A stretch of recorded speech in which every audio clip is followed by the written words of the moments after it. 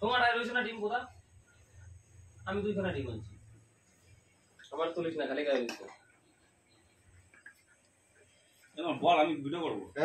এগুলো কথা নিজে সাজাই। না না, সাহায্য না, তুই বল।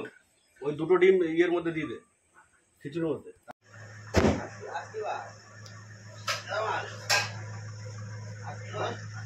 তেল দেবো খারাপ হয়ে যাবে, এটা মশলা আছে। তেল তেল দে, তেল আছে বলে তেল ছাড়াই হয়ে যাবে সব কটা ভাই।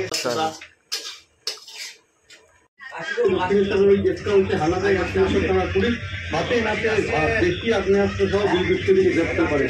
জানা যাচ্ছে যে গতকাল ওটা দেই তো আমি আইছি। এই একটা মাছ